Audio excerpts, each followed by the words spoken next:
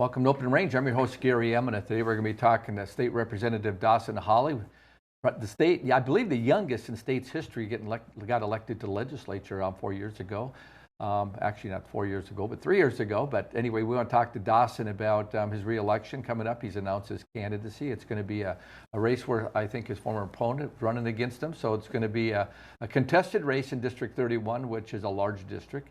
And we'll talk a little bit about what's going on in the interim since the session. So Dawson, welcome to Open Range. Well, thank you so much for having me on, Gary. So Dawson, tell our viewers a little bit about yourself before we do. I've had you on before, but maybe all my viewers haven't seen it. So, right. so let's help our people to get to know who's Dawson Holle. Well, my name's Dawson Holle. I'm a sixth-generation dairy farmer. I'm from Mandan, North Dakota. I'm currently a senior at University of Mary, and I'm excited to finish out there. And you know, that's really why I started, is because I saw a growing unfortunate closure of family farms all across North Dakota, and I was like, you know, I need to get in there. I need to shake some things up, and I've truly been amazed about the amount of support that we have gathered around legislation and passing legislation to really transform family farms in North Dakota. So I'm super excited to be on here today, and I hope to share more about what I've accomplished in my short 3 years. So Dawson, before we dig into it, talk about your dairy operation, because I toured it a number of years ago when there was the big dairy bill and trying to figure out how to expand dairies and investment in it. Talk about it. It's a very impressive operation, the scale of the size of it, please. Yeah, I like to say that I'm a small dairy, but I gotta, you know, kind of refrain myself because I'm not, because we're 1,100 a milk cow dairy facility. We're a rotary parlor style, so it's like a big giant merry-go-round, and the cows get on one end and they do a full circle, and then it takes around 7 to 10 minutes for the cows to get milked, and then they back out and go back to their pens. And so the parlor never stops turning, and so it's a very efficient thing, especially so the cows are they're actually yelling at us if we don't start at time, and so there's definitely some boss cows. And so I truly love what we do. It's a very tough industry. Our milk goes to Minnesota. Our processing plant closed, so we're now hauling our own milk. So that's presented some challenges with having a new trucking company and all that, and finding drivers. And in rural North Dakota can be very hard to find employment. So with that has been an issue at the back of mind too. And so we're also looking at a processing plant ourselves, and so we're in the phases of designing that. And so I'm super excited because then we can provide milk and dairy products to locals, Bismarck, Mandan, all across North Dakota. And so, you know, people really have a lot of doom and gloom about dairy, but I'm super optimistic because we can truly reinvent the wheel and put family farmers first, which I'm just so excited about and truly am passionate about. So Dawson, let's talk about that. So you have 1,100 cows you milk in every 24-hour cycle. Do cows get milked twice a day, 3 times a day? 3 times a day. 3 times a day. And so you have 1,100 times 3, so 3,300 times they get milked. That's what happens? Yeah, basically. It's a revolving cycle, and, you know, with there's a lot of things that go into it with different freshenings and non-freshening. Like, did this cow just give birth? Did it not give birth? And so there's cycles for milk patterns too, and then also goes on to there's a lot that goes into it. I don't want to get too in the weeds because I don't want to lose your viewers, but it's truly a unique industry because a lot of animal ag, you're not always hands-on with the animals. You know, like beef, you're very hands-on with calving, and a lot of times like that, or crop, you're harvesting for a very short period of time. But dairy farming, you're doing the harvesting, you're doing the manure pumping, which we just got done. We have 2 lagoons that we just pumped on our fields, which are fertilizer.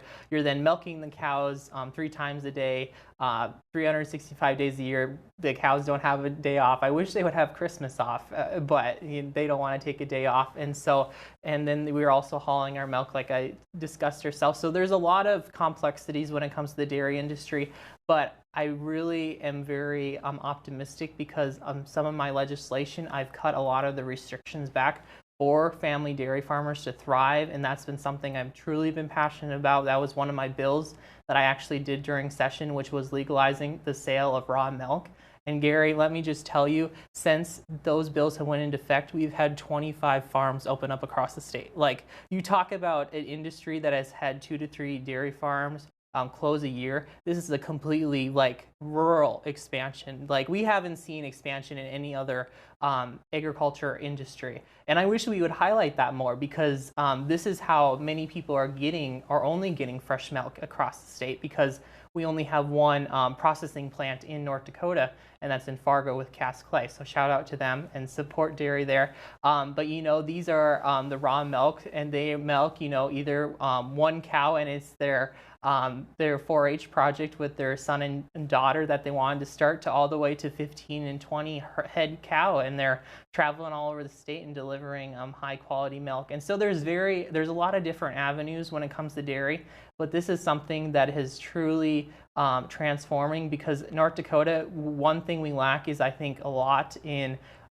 fresh food, because we're such an isolated state from a lot of, like, we ship a lot of our produce in, our vegetables, our apples, you know, and so milk is sometimes our freshest thing that we can get. Our meat and dairy are our freshest thing, and so that we can expand more to rural North Dakota, not only grows rural North Dakota, but it can bring the whole state up. And so this is truly amazing, and I'm going to continue to build on this for next session, and so I'm just so excited.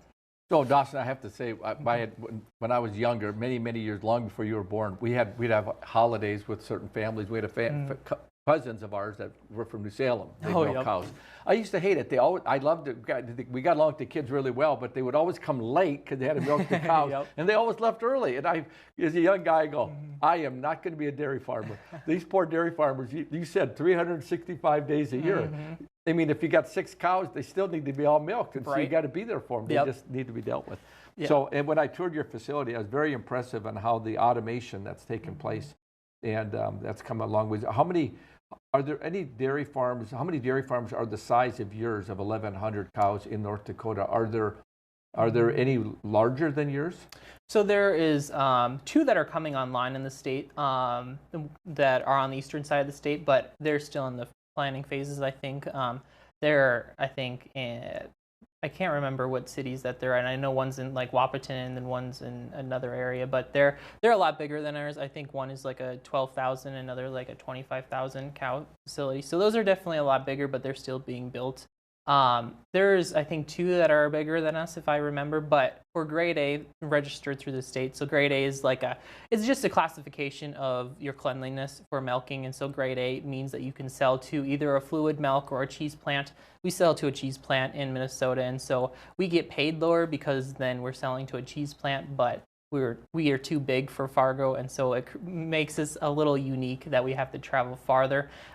There's a lot of dairy farms that are smaller than us, and so making sure that they survive is a top priority too, because they truly want to be in the industry, but they're dealt a hard hand because they're getting paid market value, and the price of milk is, as you know, many commodities, the prices aren't very good, and so that's a scary realization. But you know, I'm also really optimistic of how can we get more dairy into the state, whether that's like they start our own processing facility, our processing thing, and they help the schools. And that was something that I pushed for last session, was that you can now have whole milk in school. And so now that if they buy a bulk milk dispenser, which is like the giant dispenser that you see in college cafeterias, you can now have whole milk in school. And thanks to Michelle Obama, she went down a whole health thing and why you couldn't have whole milk in school and stuff like that, which she wanted to make kids healthier, and it was a optimistic goal, but kids need natural fats for brain development, and she, I think, went too far there. And so that was another restriction that we removed from farmers that we can really expand on for the future. And so I'm really optimistic about the future. So when you say those 2 operations are like 12 and 15,000, I mean, those are like 10 times the size of yours. Are those corporate farms? And can they do corporate dairy in North Dakota? I mean, I know there's the law that they challenged Farmers Union, went back and forth. How complicated does that get? So in other words, is it like a big Land O'Lakes that's doing the dairy farm, or are they actual family farms like yours? No, they're not. technically family farms. I know that they're not, also not structured as the like we had the corporate farming law that passed. They're not structured as that either. They're structured, I think, as a privately owned farm, and so there's a loophole or whatever. And so they're Riverview, and so Riverview has some farms in South Dakota, Minnesota, and they do great work there. They produce high quality dairy, but all of the farms that are going to be built here in North Dakota, their milk's going to Minnesota to their processing plant. And so it'll help the farmers here in North Dakota, especially with buying feed and stuff like that. We have great contracts with our neighbors too, and so they love us because we buy so much hay and corn silage and stuff like that from our neighbors. And so with a 12 times facility, that's a lot of manure, that's a lot of feed. And so especially we buy a lot of soybeans, and so that will be a great avenue for soybean farmers to get to feed the cows. And so I wish the milk was going to stay in the state. I think there could be a future there, but as of right now, it's going to go all to Minnesota. Well, I think when you talk about your processing plant, and we got to go to the break, but I'd like to just talk about that a little bit further if you want to chat a little bit about it before we get into politics, because I think it's important. I mean, you go, whether a person shops at a Costco or Sam's Club type thing where the milk's brought in from, and we got a milk stabilization board, which you kind of, as an old grocer, I always struggled with that. It locked in profits, but it also locked in what I could sell it for. Rather, I couldn't run it in an ad. So I sometimes think if we could be more aggressive like Coca-Cola when it's on ad, I think I'm going to drink more Coca-Cola this week, And so we'll talk maybe a little bit about it. So we've been talking to Dawson Holle, State Representative from District 31, the Mandan area. I'm your host, Gary Emineth. Stay tuned. We'll be right back.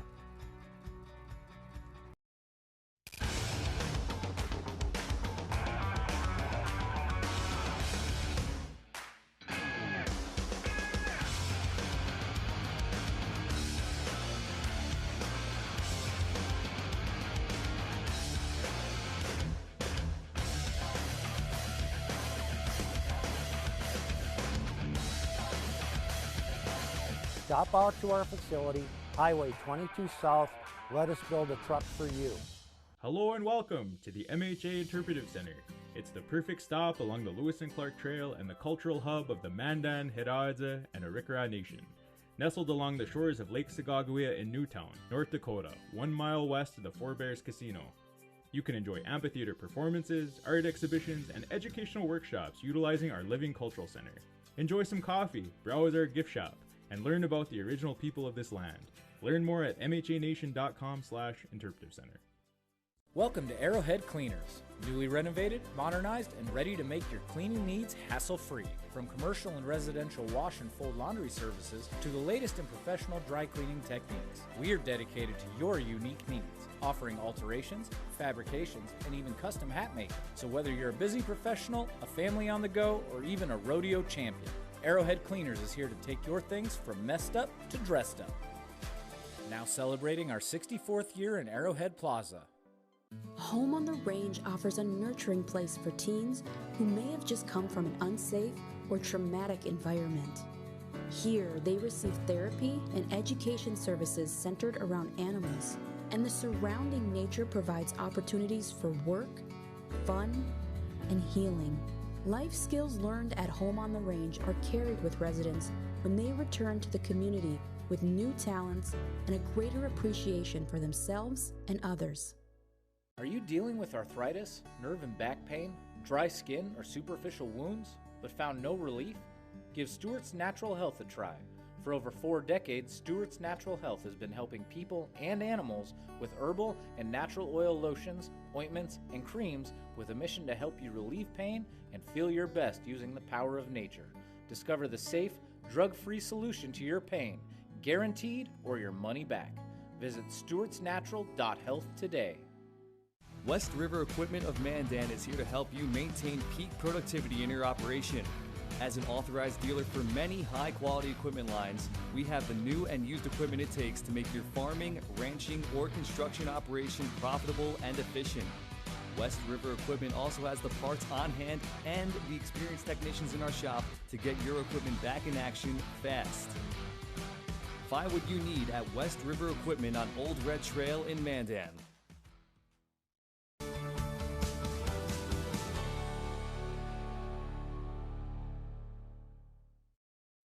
Welcome back to Open Range. I'm your host, Gary Emineth, talking to State Representative Dawson Holle for District 31, Mandan area, but it's a big district. Dawson, I want to talk politics, but before I do, I want to stay with this dairy a little bit because that's kind of a fascinating, I don't get to talk ag very often with someone like yourself that has background in it, and especially dairy because there's so few of you. You talked about a processing plant that your family's talked about. Talk to us a little bit about what that means and where you're at in the stages of the planning. Yeah. And so basically our family realized that it came to a point that if we wanted to stay in dairy, that we would have to process ourselves because it is financially not feasible to haul our milk 5 hours one way to Minnesota. And so we were truly looking at that, and it also is there's such a demand for also local products too. There's so many times that customers are like, we want to buy your cream and milk, but we're just not and so we're in the design phase, and so our processing plant is going to be on site right there, and so it's going to go directly from the bulk tank into the raw milk storage into the processing plant. And so I have the job of running that, so I'm going to be busy here when we get that built here, but it's something I'm super passionate about, that we can not only supply our local schools, our local communities, and then we will have it on farm store, and then we'll give tours too. So then it'll be a full encompassing thing for not only to educate, because oftentimes, Gary, you wouldn't know how many times I get the question of, do brown cows make chocolate milk? Because people just don't know, and they haven't toured farms before. And so we can really be the education tool, especially in agritourism, to kibosh a lot of these concerns that people have, especially with dairy. And so I'm truly excited, and it's a whole new, it's a groundbreaking thing because North Dakota hasn't had a processing facility open up to the scale that we're building in decades. And so the department's excited, I'm excited, and I hope that people across North Dakota is excited I am. So Dawson, when you do this, I was just thinking about branding and putting a label. Like I grew up in the grocery business, so we had Cass Clay and Bridgman and Land O'Lakes and the various brands that have come and gone, if you will. Are you guys actually developing your own brand? And can you reveal that yet? Or? We can, yeah. We're just going to keep it simple. We're a heritage dairy. My grandpa actually brought the first registered Holsteins in the state, and so we're just going to keep it Holle Farms. We're not going to reinvent the wheel. Our name is already known in the community, and we want to be proud of the brand that we represent, and so we're going to put our name on it. And so that's what I'm super excited about, is that we're going to have our logo on it, our family's name on it, and so there's going to be a lot of pride with that. So when you milk a cow 3 times a day, I mean, I don't have any idea how much milk do you get out of a cow in a typical milk, and if you do it 3 times a day. And I was just trying to do the math. If you got 1,100 cows 3 times a day, how much milk do you actually produce on a? And maybe it's a little cyclical, of course, but so I'll talk to the processing plant, and then I'll kind of work over there. That'd be great. So we haul a semi-load and then a half every other day, and so we're building this processing plant so then we can take that half semi or that extra semi-load trailer so then we are only hauling 1 semi-load a day. And if we would do that, I like to talk in gallons, because if you talk in pounds, then you lose people. And so gallons, we would be roughly doing around 10,000 gallons a day, roughly. It would also be with contracts. We would have that ability then working with grocers if they're like, hey, Christmas season's coming up. People like heavy cream, butter, more, it seems like more dairy products in the season. We can then crank up our production, but we still want to keep that relationship going with our existing plant that we're shipping milk to, because they're very important too. And so we're going to slowly build up, which I'm really optimistic about. These are just rough numbers right now. We're still working on contracts, but once we get those contracts fulfilled, we can definitely say this is more of our black and white of where we're going. And so getting the contracts with like Menards, your local rural grocers, they're truly super excited, because Gary, when I was talking to a grocer last week, he said, I have to order milk 2 weeks out, and by the time that it gets there, I only have a 7-day shelf life on it. And milk, when it gets processed, has usually an 18 to 21 day shelf life. So you're talking about a grocer is losing a heck of a lot of margins, and they're super excited because then they can put their milk on the shelf a lot longer, but also for the family too that are on the SNAP benefits, their milk then goes so much farther too. And so I think people are going to get a better bang for their buck with us being built and being local. And so that's some of the grocers they're super optimistic. And so, I think a lot of people are like, we're very unique, my family's farm, is that we're almost too big to go to a co-op, but we're kind of being forced to start a processing plant. And so it's really, truly amazing because it's something that I've never done or my family's done, but we're jumping both feet in, and we're hiring the best, and we're going to break ground here soon. So Dawson, if you, as an old grocery guy, early on when we had our store, I recall our dairy companies would guarantee the life of our milk. And then all of a sudden one day it changed where all of a sudden, nope, you don't guarantee. So we had to pre-order. Yep. So your point of the shelf life is, as a grocer ordering that far out, the product gets delivered, comes in from Minnesota, so you lose days in transportation till it goes to a distribution center, then gets up in their store, in the shelves. Yep. It's a challenge as a grocer, and, It really and is. it's unfair to the consumer. So that's a very valid point, that a consumer can buy your milk and bring it home and get 14, 15, even 20 days, whatever that window is, because it's fresher. Right. Yeah, and that's something that I really, when I talk to grocers, they're like, well, when can we sign with you? Because there's a lot of headache with just, I like to say that there's kind of a monopoly system right now. There's not many dairies or processing plants in the state, so they can kind of set their price. But if we would be something so centrally located that we can then undercut a lot of this milk that's being shipped in from a lot of out of state, and then we would do some cool graphics about education, about where the milk comes from, and then education in the school system, a lot like the beef does with the and how you can support there. But the grocers have really dealt a tough hand because their markup, they have to mark up their milk, and so to make a profit. And so we could then market ourselves as maybe more of affordable milk.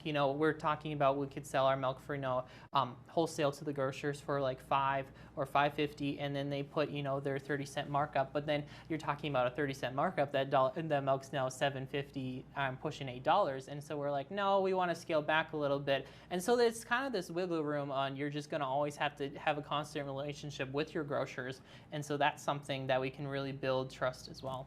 Well, I think as a grocer, milk was always a low margin category for us. We made more money on the creams and the cottage cheeses, those kind of things. Yeah.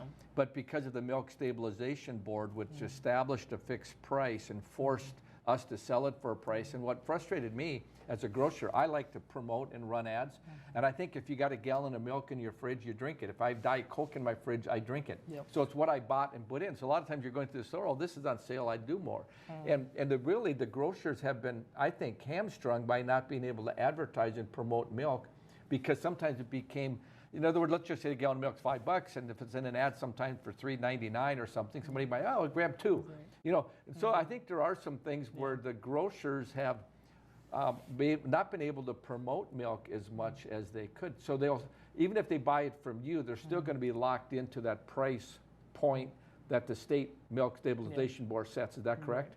So I personally am a fan of it, and I'll give you a little reason. So some other states sell milk, and they do sell milk as something called a loss leader, which is basically something to give customers in the door. And so they'll sell whole milk for 99 cents, and they know they're going to lose margin on it, but then they're counting on that they'll buy other stuff in the store. And so the North Dakota Milk Marketing Board was basically established, so then if a processing plant, say, is going to Dickinson, then they have to stop at all the small towns along the way too, so then all in North Dakota has guaranteed fresh milk. And so that's the great outcome that a lot of times it doesn't get talked about, because New Salem, Center, a lot of these small towns, the big co-ops would basically be like, well, we're only going to go where the money is, basically. But this Milk Stabilization Board makes sure that all North Dakota has healthy milk, and that is especially important right now when we only have one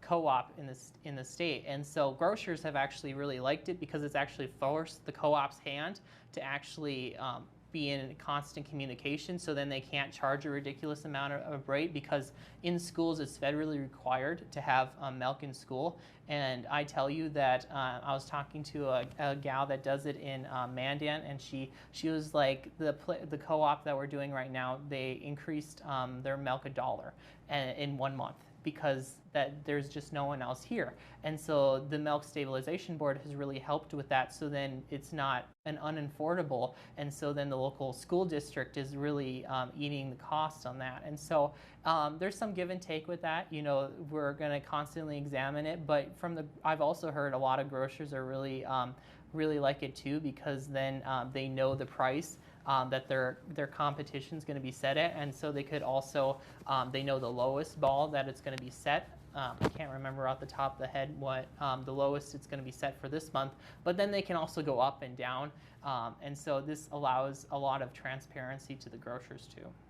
You know, I have to say that I disagree with you, which is fine. But as a grocer, I believe in the loss leaders and you know, dragging it in. So if someone could buy milk for $1, they would tend to drink more. Right. And some families don't necessarily buy it as much, so they end up to do other options.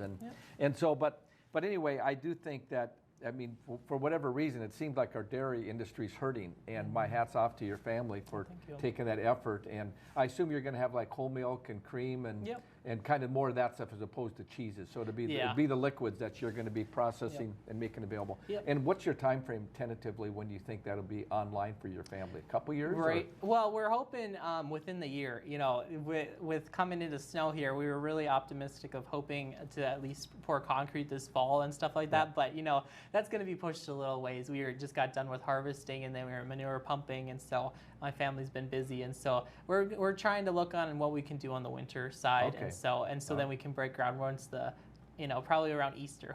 Probably. Well, we've talked a lot about dairy. We're going to get into politics when we come back, so I appreciate you indulging me with all of that. So we've been talking to Dawson Holle, State Representative, District 31 from Mandan. I'm your host, Gary Emineth. Stay tuned. We'll be right back. Base Flug Trailers of Dickinson is a family-owned dealer with expert staff that know their products front to back. We stock over 150 units of all types and can custom order a trailer with the unique features and capabilities you require for brands you can trust. Our experienced service team is the reason we're also the best place to have your trailer customized or repaired.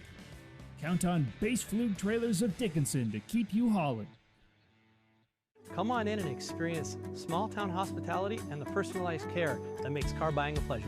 We know that every journey starts with the right car. Whether it's school drop-off, weekend road trips, or your daily commute, we have the right vehicle for you and your family. With trusted brands, affordable prices, and a team that treats you like family, finding your next car has never been so easy.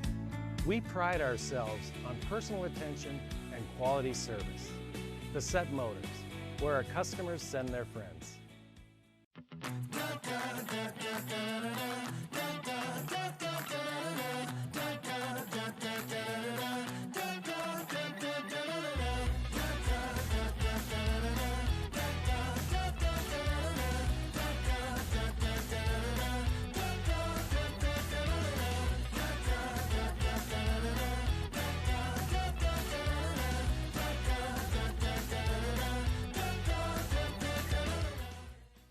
U.S. Cattlemen is a member organization that each member has a vote in anything we do with policy. We're representing the independent cattleman or the cow-calf guy or an independent feeder or whatever. We like to support the independent producer. We're talking about mandatory ID. We're talking about cool. We're talking about all the legislation that's going to be coming down with the new administration. There's going to be lots of moving and shaking. So always check us out at our website, uscattleman.org. I'm $27,000 in credit card debt. Okay. You have to radically do something different, because if you keep doing what you've been doing, you're going to keep getting what you've been getting. Now's not the time to be doing math. The time to be doing math was when we didn't go into $200,000 of debt. If you are freaked out and you're stuck in these debt payments and you think it has to be a part of your life, it doesn't.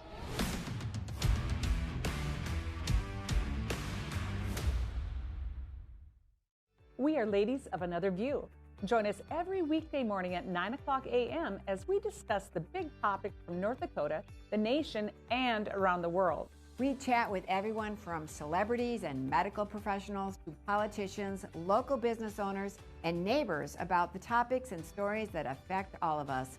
We are unscripted and uncensored real news from real people. So join us every weekday morning for Ladies of Another View on Beck.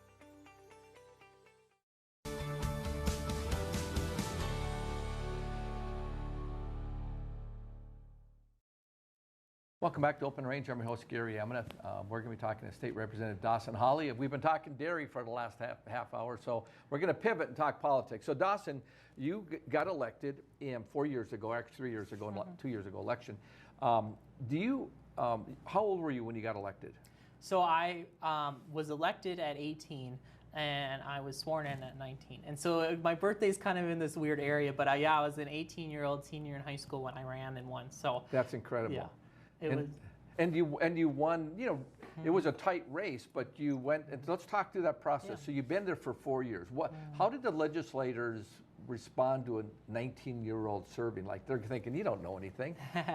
So talk to us. Yeah. What was the response for such a young person? I think at first, I had to prove myself, which rightly so. I was a new person, and I beat one of their very respected incumbents and their friends, and so I think I had to prove myself in the first session, and I also created a lot of personal relationships with legislators, and I was constantly asking because the legislative process is very convoluted, it's in the weeds, and so I was constantly asking questions and tripping up over myself, because you stumble and fall and learn along the way, and so, but I've always made that trying to make connections is something that you thrive on. It's how business leaders thrive and succeed, and so that's something that I've really tried to work on is, I didn't want to seem like I'm this rogue, Twitter posting rogue 18-year-old kid. I'm actually serious about the matters that are on hand, and I got elected to do a job, and then that's to make sure not only District 31 thrives, but all North Dakota thrives, and so that's always been something that I preach on. But also speaking of just trying to leave a lot of drama out of politics has also been something that I've tried to do. I think when people look at Washington, D.C., they just hear politicians giving speeches and using a lot of rhetoric, and it really just drives people insane, and just being straight with people, because that's all at the end of the day that people really want is kind of hear the black and white, cold hard facts.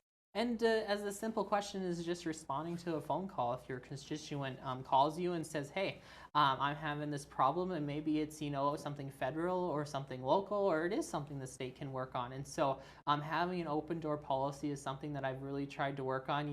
It's challenging at times to have an open door policy because I'll get that call at 11 p.m. and I'm like, well, I'll call you tomorrow. But I'm always trying to call people back whenever I can, whether that's in the tractor semi-harvesting, and then they're like, what's that background noise? I'm like, well, it's my deleted old semi that I'm driving or something like that. And so it has truly been something that I've honestly had to work on. But I'm also optimistic. A lot of my colleagues took me under my wing too and really showed me the ropes, and I'm super optimistic about that, and really am thankful for that too, because when I got sworn in, there was something that the caucus and the Republican caucus did is you had a mentor, and so I had now Senator Paul Thomas that he's a shepherd of a lot of agriculture policies in the Senate now, but he took me under his wing and showed me a lot of the ropes there, and so I'm thankful for that too. And so there's a lot of people I can name off, and a lot of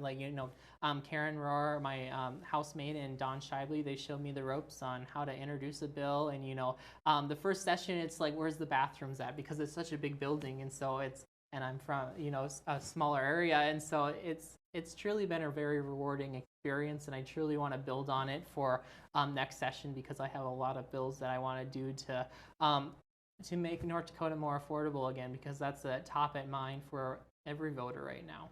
So Dawson, we're going to bring up the map, District 31. It's you got a big district with all those. What's the size of it when you talk about the size of it? So it's 31. It's in the south central, southwestern part of the state. There's that pink up there.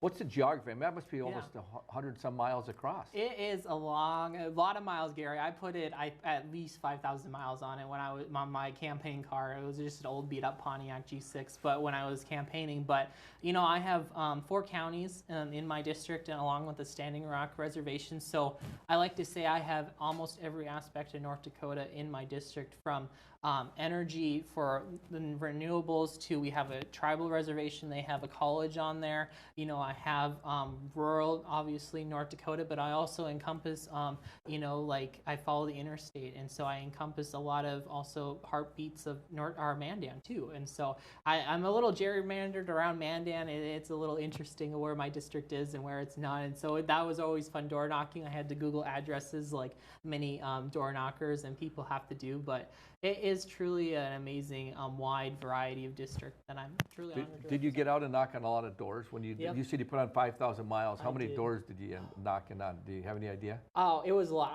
I went to every town I possibly could in District 31, and I knocked doors. I went to, cafe meetings and stuff like that, with the locals, and truly just tried to just sell that, hey, I'm a fresh voice for North Dakota. I oftentimes, I like to talk about this, that there's a lot of issues that are coming up, whether it's AI, education, that a lot of people that, haven't been in or even relevant that we need to address in North Dakota. And so that's something that I had a conversation with, an elderly lawmaker, and he was like talking about AI, and then he was like, is that artificial insemination? And he thought we were doing legislation with that's a farmer joke. Yeah, it sure is. And so him and I have good talks about that when it comes to AI, that it's actually that, because AI is expanding and growing so much that we have to use it and not be afraid of it, because if we're afraid of it and we put up boundaries, because I think it goes back to a lot of the internet that we saw in like the early 90s, 80s, 90s, 2000s, is that they're like, well, don't use the internet, it's scary, but it's something that the next generation is going to use. And so how can we be stewards and shepherds so the next generation uses it responsibly, uses it correctly? And so that's something that I've been focusing on, but also education has transformed even since I graduated, which has been short 3 years ago, that we're using a lot of online learning now. People don't know that if they haven't been in there for a while, and so. Yeah, good. Did I drop my? I'm just too excited talking about my. That's a good. We'll get your mic. There we go. We'll just keep going. Let's just keep going. Okay, We're good. Perfect. Yeah, and so education has really transformed. Even I went through high school during the COVID pandemic, and so we were, it was kind of the first introduction to distance learning, and a lot of my colleagues don't know what distance learning is. I even done college classes online now, and so that allowed me to serve as a state rep and not be in class full time, and University of Mary was great for helping that too. And so I would think of having a fresh perspective in the legislature and young too that are in the, just are about to graduate college. Affordability is something that is truly slipping away for a lot of young people, is that they have to then work twice as hard or 3 times hard to then buy a house, have a stable home and stuff like that. And so how can we as the government remove a lot of those restrictions? And so one thing I'm really optimistic about is how can we give property tax relief to commercial and agriculture properties, because we did not do that last session. We just did primary residence, and that's something I've heard across my district, is how can we get property tax relief for agriculture and commercial next session. So let's talk about that a little bit. So last session we had the bill that I think it's about $1,400 people can get, and you're right, it did go to residents, and the goal was using some of the legacy money and the interest off of that to buy down, and they kind of got a long-term plan.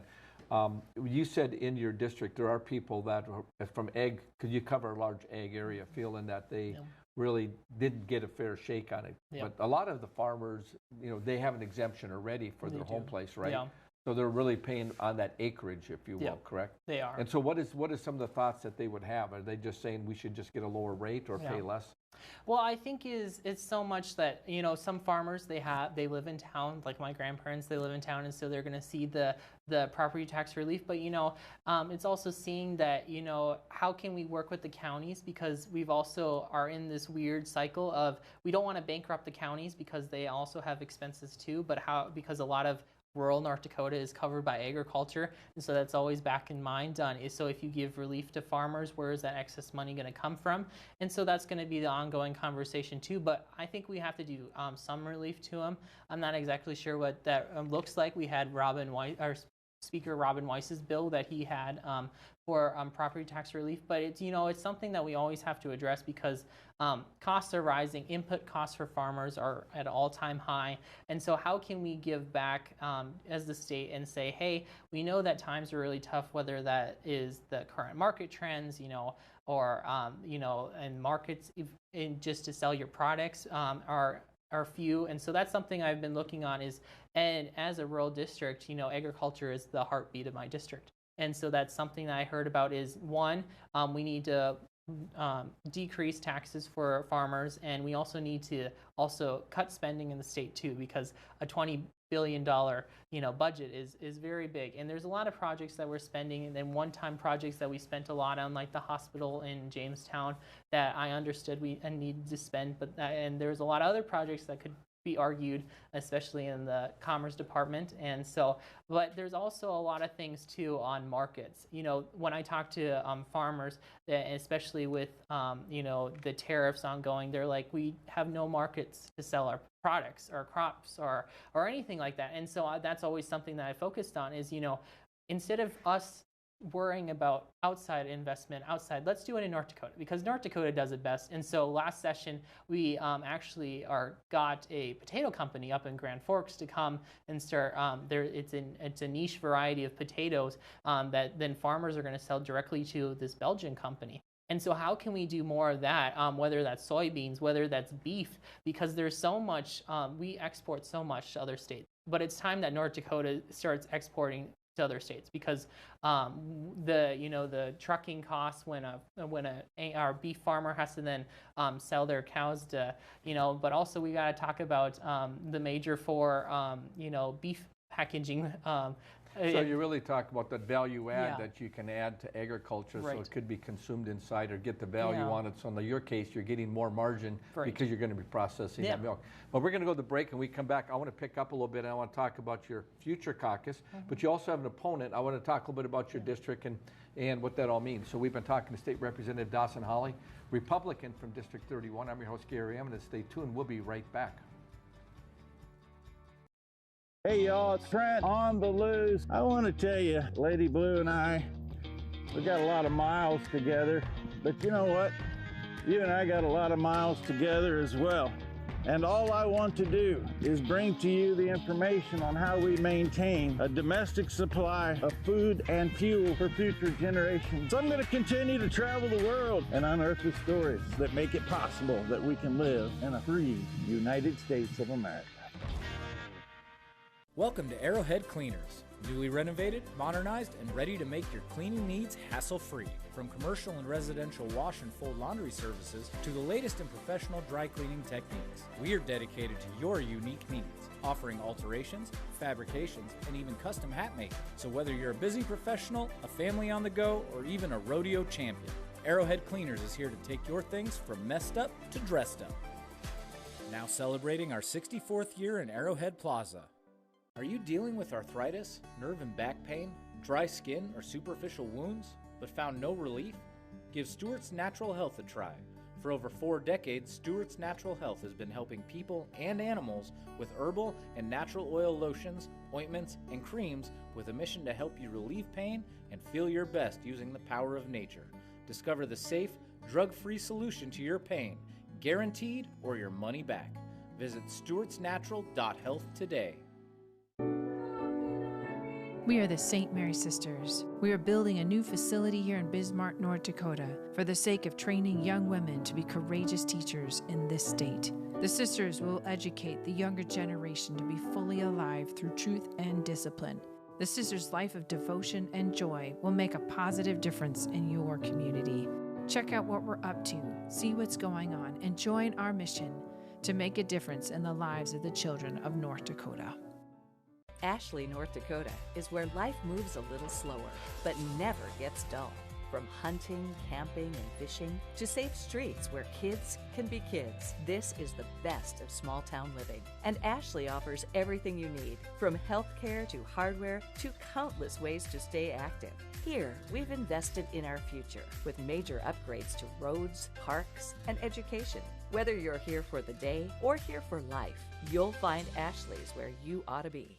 There's never been a better time to rediscover the style, reliability, and all-season, all-terrain fun of the all-new Nissan lineup at the new and improved Ryan Nissan. Whether it's the sleek and stylish Murano, the adventure-ready Pathfinder, or the reimagined, ready-for-anything 2026 Rogue, the all-new Ryan Nissan has the vehicle of your dreams at a price perfect for any budget. It's time to rediscover your passion for the road. It's time to rediscover the all-new Ryan Nissan, engineered to endure.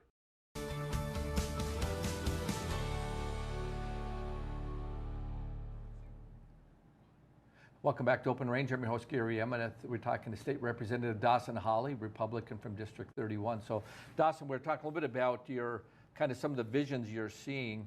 Now, you have an opponent. So the gentleman that you got beat last time, Jim Schmidt, is deciding to run this time again. So there's 3 of you at this point in the race for 2 seats. Is that correct? Yeah, and it's going to be a really, truly exciting primary. I love it, actually. I like that I have competition because then it makes me work hard for it. And so I would have worked hard without an opponent, but I'm going to show. And this race is not going to be an easy win, and I know it. And so I'm going to be out there door knocking every single day and shaking hands with voters, and also talking about what are the priorities for voters too, so then we can transform next session and see what's top in mind for voters. You know, I'm talking about my opponents. They're both respected. All 3 of us have served in the legislature in different capacities. Jim Schmidt's very, very well respected in water, and so I have nothing bad to say about him other than I hope I beat him a second time. So. And of course you got Karen Rohr, who is the sitting incumbent who served with Jim and now served with you.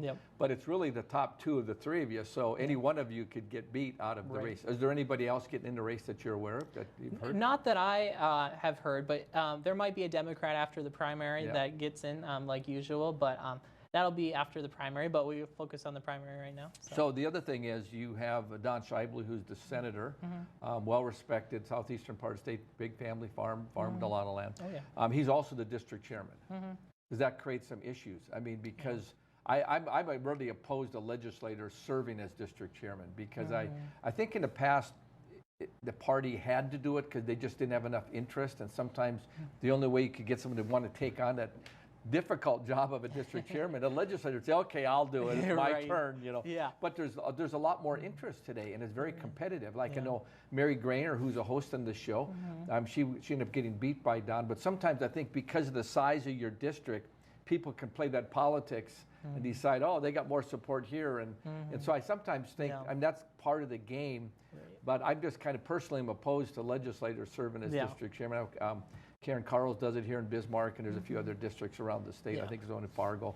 I just think that they got enough of their own job, and then to have someone on the inside. Is that a concern for you with Jim Schmidt being, I don't want to say they're good personal friends. I really don't know them that well, either one of them, but I know they're all good people from the district. But Don was great. Don and Mary have done a fabulous job serving as chair. You know, it was a very close race when Don challenged Mary and Mott.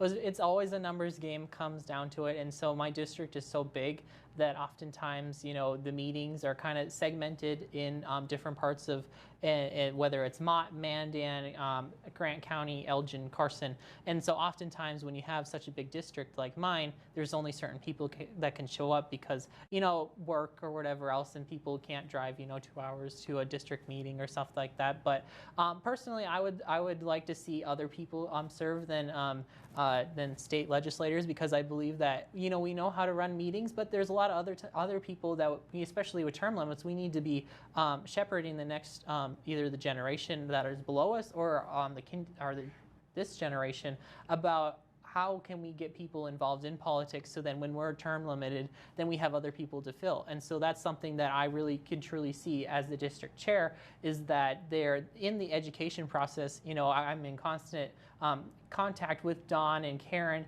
and even Mary when she was in district chair on legislation and stuff like that. And so I think they really got to see, especially they plan a lot of the meetings, they host our district conventions and stuff like that. And so it's a lot of work for any district chair to host, and they've both done a fabulous job. We have our next district meeting here coming up on actually my birthday, November 25th. And so we'll find out a lot of those details here. I'm really optimistic, though, that a lot of the, I'm hoping a lot of the politics stays out of it and it's just a fair fight overall, because that's all I can wish at the end of the day, is that it's a fair fight and none of any of the games get played, because then that just rubs people the wrong way.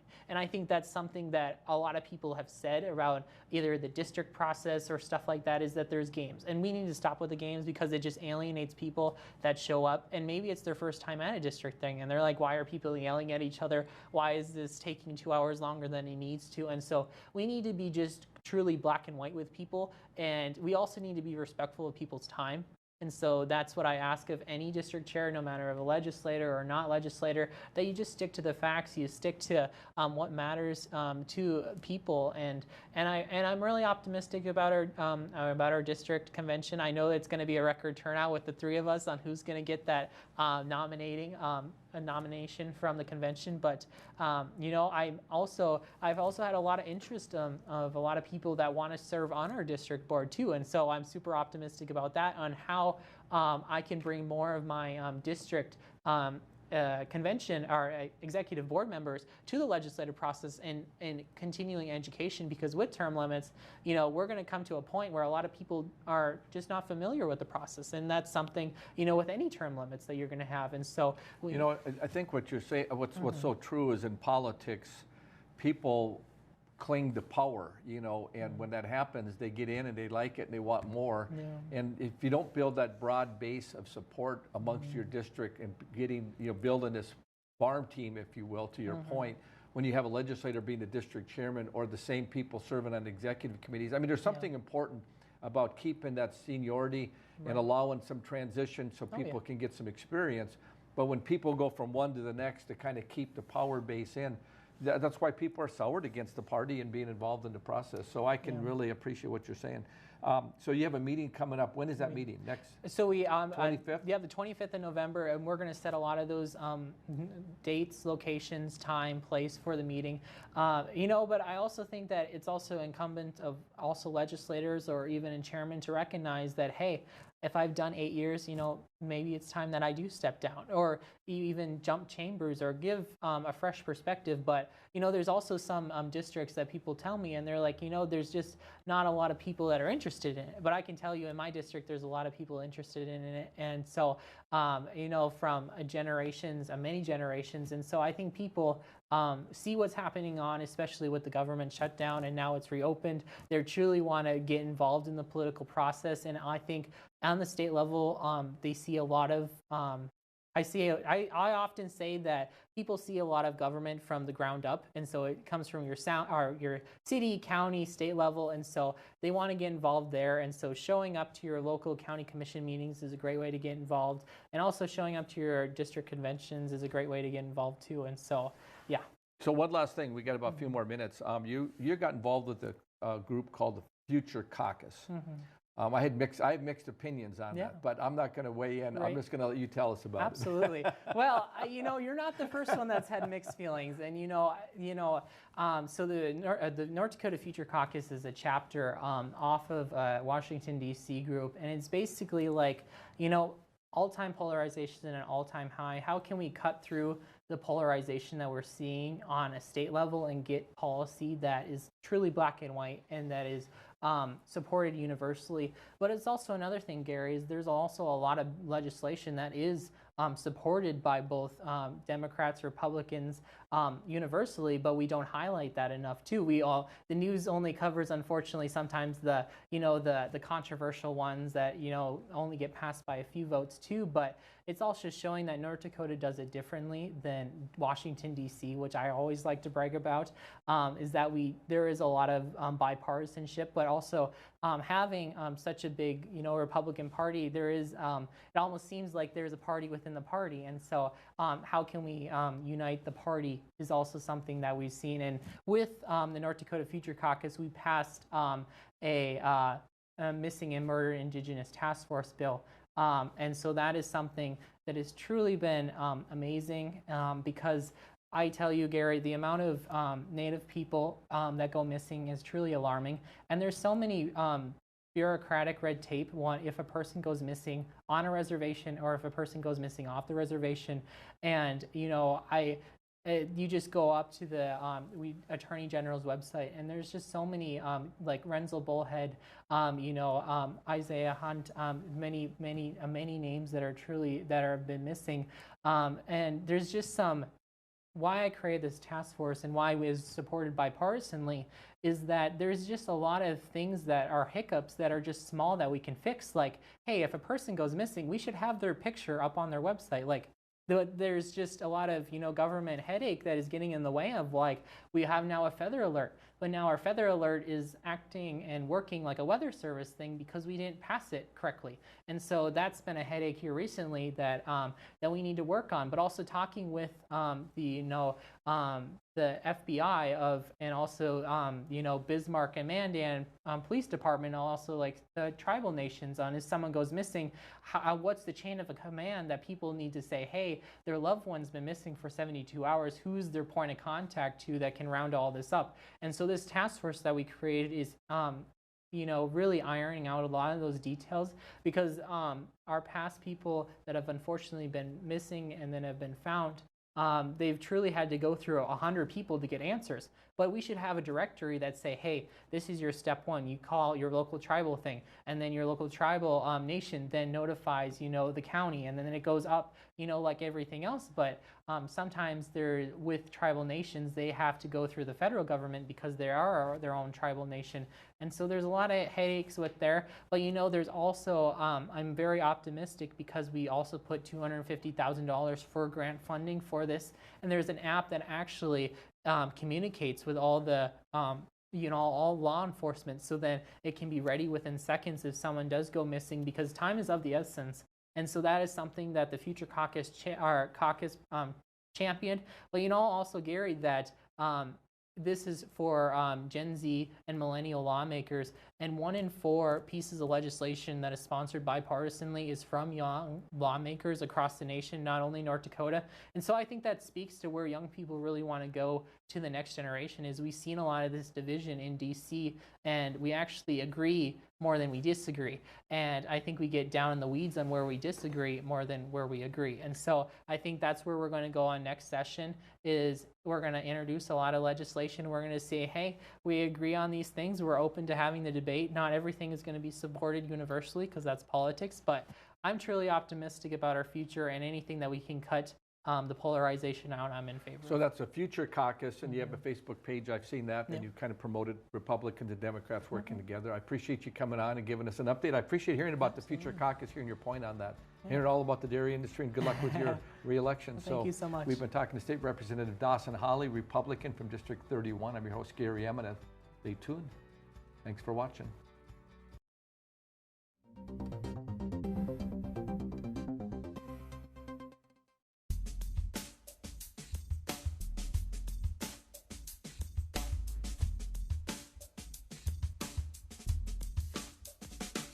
Come on in and experience small town hospitality and the personalized care that makes car buying a pleasure. We know that every journey starts with the right car. Whether it's school drop-off, weekend road trips, or your daily commute, we have the right vehicle for you and your family. With trusted brands, affordable prices, and a team that treats you like family, finding your next car has never been so easy. We pride ourselves on personal attention and quality service. The Set Motors, where our customers send their friends. Hey y'all, it's Trent on the loose. Join me on the trip and unearth the stories on how we maintain a domestic supply of food and fuel for future generations of American citizens like our forefathers did. Welcome to Arrowhead Cleaners. Newly renovated, modernized, and ready to make your cleaning needs hassle-free. From commercial and residential wash and fold laundry services to the latest in professional dry cleaning techniques, we are dedicated to your unique needs, offering alterations, fabrications, and even custom hat making. So whether you're a busy professional, a family on the go, or even a rodeo champion, Arrowhead Cleaners is here to take your things from messed up to dressed up. Now celebrating our 64th year in Arrowhead Plaza. Hello, friends. This is Culture Crossroads. Join me, Andrew Southbridge, and my co-hosts, R.C. Williams and Juliana Ormond, as we tackle the issues shaping America. From politics to pop culture, to faith, freedom, family, and the future. From a faith-based conservative perspective that you won't get anywhere else. we stand at the intersection of faith and freedom. This is Culture Crossroads. Culture Crossroads, Sundays at 5 p.m. Central on Beck TV. We are ladies of another view. Join us every weekday morning at 9 o'clock a.m. as we discuss the big topics from North Dakota, the nation, and around the world. We chat with everyone from celebrities and medical professionals to politicians, local business owners, and neighbors about the topics and stories that affect all of us. We are unscripted and uncensored real news from real people. So join us every weekday morning for Ladies of Another View on Beck.